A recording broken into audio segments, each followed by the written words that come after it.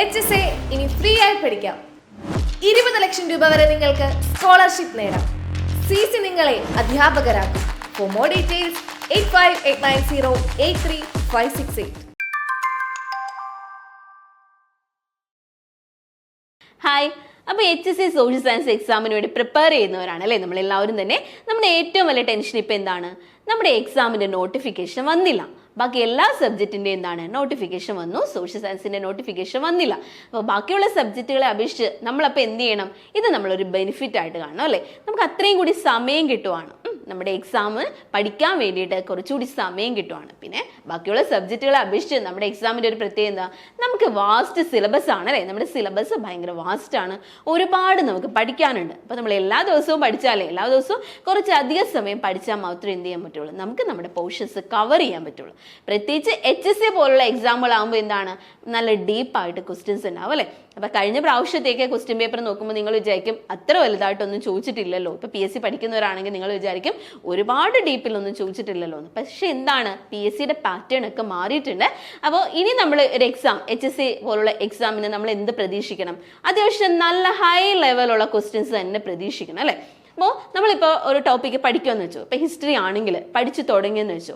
ഈ ഒരു ടോപ്പിക്ക് പഠിച്ചു കഴിഞ്ഞ് നമ്മൾ വായിച്ചു കഴിഞ്ഞിട്ടുണ്ടാവും, അല്ലെങ്കിൽ നോട്ട്സ് എഴുതി വെച്ചിട്ടുണ്ടാവും അല്ലേ. പക്ഷെ നമുക്ക് അവിടെ എന്താണ്, നമ്മളത് എത്രത്തോളം പഠിച്ചു എന്ന് മനസ്സിലാക്കാൻ നമ്മൾ അവിടെ എന്ത് ചെയ്യണം? നമ്മളൊരു എക്സാം എഴുതി നോക്കണം. എക്സാം എഴുതി നോക്കി ആ ഒരു ക്വസ്റ്റ്യൻസ് എങ്ങനെ വരുന്നു, നമുക്കത് എത്രമാത്രം അറ്റൻഡ് ചെയ്യാൻ പറ്റുന്നു, എല്ലാം ശരിയാവുന്നുണ്ടോ എന്നൊക്കെ മനസ്സിലാക്കിയെങ്കിൽ മാത്രമേ നമ്മുടെ ആ ഒരു പഠിച്ച ആ ഒരു ലെവല് നമുക്ക് മനസ്സിലാവാൻ പറ്റുള്ളൂ. ഓക്കെ, അപ്പം നമ്മളിവിടെ കോമ്പറ്റേറ്റീവ് ക്രാക്കർ HSC എക്സാമുകൾക്ക് വേണ്ടിയിട്ട് ഒരു മെഗാ മോഡൽ എക്സാം കണ്ടക്ട് ചെയ്തിട്ടുണ്ട്. നമ്മുടെ എക്സാം എന്താണ്, നമ്മുടെ ആ ഒരു നമുക്ക് എങ്ങനെയൊക്കെയാണ് നമ്മുടെ സിലബസ്, ഇപ്പം നമുക്കുള്ള സിലബസിൻ്റെ ബേസിലാണ് നമ്മളിവിടെ എക്സാം കണ്ടക്ട് ചെയ്തിരിക്കുന്നത്. നമുക്കൊക്കെ അറിയാം അല്ലേ, നമ്മുടെ പഴയ സിലബസ് വെച്ചാണെങ്കിൽ നമുക്ക് എത്രയാണ്? 100 മാർക്കാണ് അല്ലേ. എല്ലാ PSC എക്സാം പോലെ 100 മാർക്കിനാണ് നമുക്ക് ക്വസ്റ്റ്യൻസ് വരുന്നത്. അതിൽ 20 മാർക്ക് വരുന്നത് എന്താണ്? GK പോർഷനാണ്. ഈ GK പോർഷൻസിൽ എന്തൊക്കെ വരും? നമ്മളെ സംബന്ധിച്ചിടത്താണെങ്കിൽ ബാക്കിയുള്ള HSCക്കാരെ അപേക്ഷിച്ച് നമുക്കൊരു ബെനിഫിറ്റ് അവിടെയും ഉണ്ട്. നമുക്ക് നമ്മുടെ സബ്ജക്റ്റ് തന്നെ കുറച്ച് പഠിച്ചാൽ മതി. ഈ കേരളവുമായിട്ട് ബന്ധപ്പെട്ട കേരള റിനൻസസ്, അതുപോലെ കോൺസ്റ്റിറ്റ്യൂഷൻ, അങ്ങനെയുള്ള കാര്യങ്ങളൊക്കെ നമുക്ക് അവിടെ പഠിക്കണം.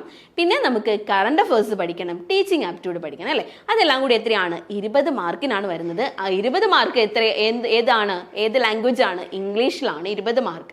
ബാക്കി 80 മാർക്ക് വരുന്നത് നമ്മുടെ സബ്ജക്റ്റ് ആണ്. നമ്മുടെ സബ്ജക്റ്റ് നമ്മുടെ ഹിസ്റ്ററി ആണെങ്കിലും ജോഗ്രഫി ആണെങ്കിലും എക്കണോമിക്സ് ആണെങ്കിലും പൊളിറ്റിക്കൽ സയൻസ്, ഇതെല്ലാം കൂടി കൂട്ടിയാണ് 80 മാർക്ക്. 80 മാർക്ക് മലയാളത്തിലാണ് അല്ലേ. അപ്പൊ ഈ ഒരു സിലബസിന്റെ ബേസിലാണ് നമ്മളിവിടെ competitive cracker model exam conduct ചെയ്തിരിക്കുന്നത്. അപ്പൊ നിങ്ങൾ എല്ലാവരും എന്ത് ചെയ്യുക? നമ്മുടെ ഈ എക്സാം എഴുതി നോക്കുക. നിങ്ങൾക്ക് എത്രത്തോളം പഠിച്ചിട്ടുണ്ട്, അല്ലെങ്കിൽ എങ്ങനെയാണ് ആ ഒരു ക്വസ്റ്റ്യൻ പാറ്റേൺ എന്നൊക്കെ മനസ്സിലാക്കാൻ പറ്റും. അതുപോലെ തന്നെ നമ്മുടെ ഈ ഒരു മോഡൽ എക്സാം 19-ാം തീയതി മുതൽ ആക്റ്റീവ് ആണ്. 25-ാം തീയതി വരെ നമ്മുടെ എക്സാം ആക്റ്റീവ് ആയിരിക്കും. അപ്പോൾ ഈ ഒരു എക്സാമിൽ അറ്റൻഡ് ചെയ്യുന്ന എല്ലാവർക്കും, എന്ന് വെച്ചാൽ ഈ എക്സാം അറ്റൻഡ് ചെയ്ത് ഏറ്റവും ടോപ്പ് റാങ്കിൽ വരുന്നവർക്ക് നമ്മളിവിടെ ഫ്രീ ആയിട്ട് കോമ്പറ്റേറ്റീവ് ക്രാക്കറിൽ HSA പഠിക്കാനുള്ള അവസരം ഒരുക്കുന്നതായിരിക്കും. അതിനുവേണ്ടി നിങ്ങൾ എല്ലാവരും എന്ത് ചെയ്യുക? താഴെ ഡിസ്ക്രിപ്ഷൻ ബോക്സിൽ കാണുന്ന ലിങ്കിൽ കയറി രജിസ്റ്റർ ചെയ്യുക. അപ്പോൾ നമ്മുടെ സബ്ജക്റ്റുകളെ കുറിച്ച് ഞാൻ പറഞ്ഞായിരുന്നു അല്ലേ. അപ്പോൾ നമ്മൾ പഠിക്കുമ്പോൾ എല്ലാവർക്കും ടഫായിട്ട് തോന്നുന്ന പോർഷൻ ഏതാണെന്ന്? ജോഗ്രഫി ആയിരിക്കും. ഇപ്പോൾ കുറേ പേർക്ക് വരുന്നത് എന്താണ്? എക്കണോമിക്സ് ആയിരിക്കും. എക്കണോമിക്സ് അല്ല, ഡിഗ്രി അല്ലെങ്കിൽ PG എക്കണോമിക്സ് അല്ലാത്തവർക്ക് എന്താണ്? എക്കണോമിക്സ് ടഫായിരിക്കും അല്ലേ. അപ്പോൾ എക്കണോമിക്സിൽ നമ്മൾ നോർമൽ പഠിക്കുന്ന എക്കണോമിക്സ് ഒന്നും ആയിരിക്കില്ല നമ്മുടെ എക്സാമിന് ചോദിക്കുന്നത്. PSC സാധാരണ നമ്മൾ ഏതാണ്?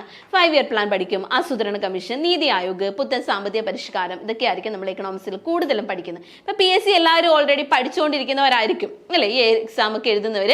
അപ്പോൾ നമുക്ക് എക്കണോമിക്സിൽ കൂടുതലും വരുന്ന HSA പോലുള്ള എക്സാമുകളിൽ കൂടുതൽ എക്കണോമിക്സിന് ചോദിക്കുന്ന എന്തായിരിക്കും? ആ ഒരു തിയറീസ് ആണ് അല്ലേ. ഡിഗ്രി ലെവൽ എക്കണോമിക്സ് ഒക്കെ പഠിക്കുന്നവർക്കായിരിക്കും അതുപോലുള്ള ആ ഒരു നമ്മുടെ HSAയുടെ എക്കണോമിക്സ് ക്വസ്റ്റ്യൻസ് അറ്റൻഡ് ചെയ്യാൻ പറ്റുള്ളൂ. അപ്പോൾ ശരിക്കും അതെന്താണ്? ഡിഗ്രി ലെവൽ ബുക്ക് നമ്മൾ ഫോക്കസ് ചെയ്യുക. അതുപോലെ തന്നെ +1 +2 എക്കണോമിക്സ് ടെസ്റ്റ്, NCERT ടെസ്റ്റ് അരിച്ച് പെറുക്കി തന്നെ പഠിക്കുക. എന്നിട്ട് നമ്മൾ എക്സാം എഴുതി നോക്കുക. ഓരോ ടോപ്പിക്ക് പഠിച്ചിട്ട് എക്സാം എഴുതി നോക്കുക. അതുപോലെ തന്നെ പിന്നെയും ഉണ്ട് അവിടെ നമുക്ക് PSC പഠിക്കുന്നവർക്ക് പിന്നെ ടഫായിട്ട് വരുന്നത് എന്താണ്, അവിടെ പൊളിറ്റിക്കൽ സയൻസ് വരുന്നുണ്ട്. ഇപ്പൊ നോർമൽ നമ്മൾ പൊളിറ്റിക്കൽ സയൻസ് PSCയിൽ എന്താ പഠിക്കുന്നത്, fundamental rights, fundamental duties, director principles of state policy, അങ്ങനെയുള്ള കാര്യങ്ങളാണ് അല്ലെ. പക്ഷെ HSC സോഷ്യലിന് വരുന്ന പൊളിറ്റിക്കൽ സയൻസിൽ എന്താ വരുന്നത്, അവിടെ തിങ്കേഴ്സിനെയൊക്കെ കുറെ പഠിക്കാനുണ്ട് അല്ലെ. തിങ്കേഴ്സിന്റെ ഭാഗത്ത് നിന്നൊക്കെ ക്വസ്റ്റ്യൻസ് ചോദിക്കാറുണ്ട്. അതുപോലെ ഒരുപാട് തിയറീസ് അവിടെ വരുന്നുണ്ട്. സാധാ പൊളിറ്റിക്കൽ സയൻസ് അല്ല, സാധാ കോൺസ്റ്റിറ്റ്യൂഷൻ അല്ല നമുക്ക് അവിടെ ചോദിക്കുന്നത്. ഒരുപാട് തിയറീസ്, ഒരുപാട് തിങ്കേഴ്സ്, അങ്ങനെയുള്ള കാര്യങ്ങളൊക്കെ അത് അത്യാവശ്യം ഡീപ്പായിട്ട് തന്നെ പഠിക്കാം. നമ്മൾ എപ്പോഴും ഈ HSC എക്സാം പ്രിപ്പയർ ചെയ്യുമ്പോൾ നമ്മൾ ഒരു ഡിഗ്രി ലെവൽ എക്സാം ഫോക്കസ് ചെയ്ത് തന്നെ പ്രിപ്പയർ ചെയ്യുക. ആ ഒരു ഡിഗ്രി ലെവൽ എക്സാമിന്റെ ക്വസ്റ്റ്യൻസ് ഒക്കെ നമ്മളിപ്പോൾ കണ്ടിട്ടുണ്ടല്ലേ. ഇപ്പൊ എല്ലാവരും ഡിഗ്രി പ്രിലിംസും ഒക്കെ എഴുതിയിട്ടുണ്ട്. അപ്പോൾ ഡിഗ്രി ലെവൽ എക്സാമിന്റെ ആ ഒരു ക്വസ്റ്റ്യൻസ് ഒക്കെ കാണുമ്പോൾ തന്നെ നിങ്ങൾക്ക് മനസ്സിലാവും അത് എത്ര ടഫാന്ന് നിങ്ങൾക്ക് മനസ്സിലാവും.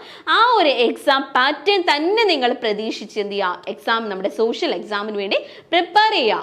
ഓക്കെ, അപ്പൊ എല്ലാവരും നല്ല രീതിയിൽ പഠിക്കുക. പഠിച്ചു തുടങ്ങാത്തവരാണെങ്കിൽ ഇന്ന് മുതൽ എന്ത് ചെയ്യുക, പഠിത്തം സ്റ്റാർട്ട് ചെയ്യുക. അപ്പോൾ നമുക്കറിയാം നമ്മുടെ ആ ഒരു സിലബസ്, പഴയ സിലബസ് വലിയ വ്യത്യാസമൊന്നും വരത്തില്ല, ഇനി ചെറിയ വ്യത്യാസം മാത്രമേ വരുള്ളൂ. അപ്പൊ ആ ഒരു സിലബസ് മനസ്സിലാക്കി ഏതിനാണ് നിങ്ങൾക്ക് അറിയാൻ പറ്റാത്ത പോർഷൻ ഒക്കെ ഉണ്ടാവും അല്ലെ. അപ്പോൾ ഇപ്പോൾ എക്കണോമിക്സ് ആണ് സബ്ജക്റ്റ് ആയിട്ടുള്ളവർക്ക് ഹിസ്റ്ററി ടഫ് ആയിരിക്കും, അല്ലെങ്കിൽ ജോഗ്രഫി ടഫ് ആയിരിക്കും. പൊതുവെ എല്ലാവർക്കും ജോഗ്രഫി ഒക്കെ ടഫാണ്.